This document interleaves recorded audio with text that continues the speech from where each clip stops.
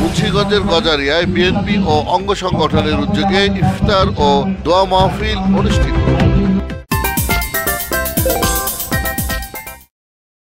আসসালামু আলাইকুম।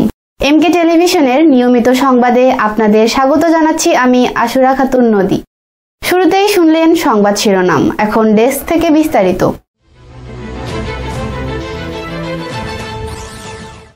মুন্সিগঞ্জ জেলার গজারিয়া উপজেলা শাখার বিএনপি ও অঙ্গ সংগঠনের উদ্যোগে 5 বারের সংসদ সদস্য সাবেক মন্ত্রী জননেতা আব্দুল হাইয়ের রোগ মুক্তি ও সুস্থতা কামনায় ইফতার ও দোয়া মাহফিলের আয়োজন করা হয়। 25 মার্চ মঙ্গলবার বালুয়াকান্দি ইউনিয়নের মেঘলা ভিলেজে বিএনপি ও অঙ্গ সংগঠনের উদ্যোগে দোয়া মাহফিল অনুষ্ঠানের প্রধান অতিথি হিসেবে উপস্থিত ছিলেন বিএনপির জাতীয় নির্বাহী কমিটির সদস্য আকম মোজাম্মেল হক। বিশেষ অতিথি হিসেবে উপস্থিত ছিলেন মুন্সিগঞ্জ জেলার বিএনপির সদস্য সচিব মহিউদ্দিন আহমেদ সহ আরো অনেকে। এছাড়াও সেখানে উপস্থিত ছিলেন জেলা ও থানা কমিটির বিএনপি ও অঙ্গ সংগঠনের নেতৃবৃন্দ।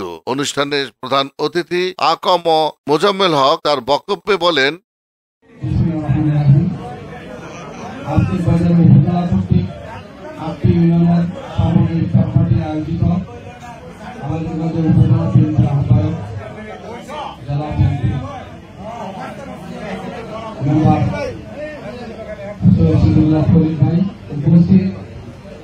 উপজেলা আহ্বায়ক কমিটির যুগ্ম আহ্বায়ক,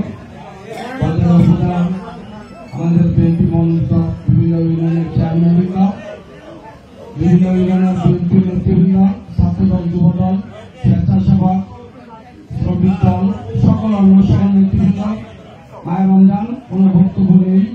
আজকে একটুখানি দোয়া হবে, আপনার দোয়ায় শরীক হবেন। মহিউদ্দিন ভাই আমাদের মুন্সিগঞ্জ জেলার প্রধান একটু নিয়ে আসবে। আপনারা সবাই শৃঙ্খলাভাবে লাইনে বসে ইফতারি নেবেন।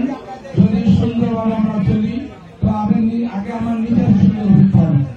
আজকে অনুষ্ঠানটি আপনাদের সকলের, আপনারা যদি ডিসিপ্লিন মেনে এই ইফতার পার্টিটা সুন্দর করেন, আপনাদের ভবিষ্যৎ প্রজন্মের আগামী দিনের কাজগুলো আরো সুন্দর হবে। আপনাদের সকলের সাফল্য কামনা করি। আমরা দেশনেত্রী বেগম খালেদা জিয়ার দীর্ঘদিন চিকিৎসায় আছেন, তার সম্পূর্ণ সুস্থতা কামনা করি। আমরা আগামী দিনে প্রত্যাশা করি দেশনেত্রী বেগম খালেদা জিয়া দেশে আসবেন চিকিৎসা শেষে।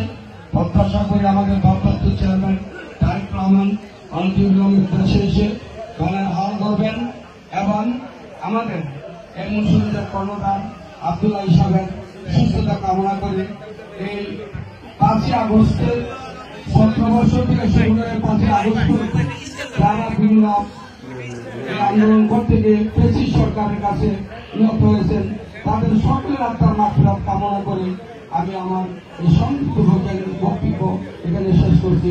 আল্লাহ হাফেজ। আপনাদের সবাইকে ধন্যবাদ। শেষ করছি এমকে টেলিভিশনের নিয়মিত সংবাদ। এতক্ষণ সাথে থাকার জন্য সবাইকে অসংখ্য ধন্যবাদ।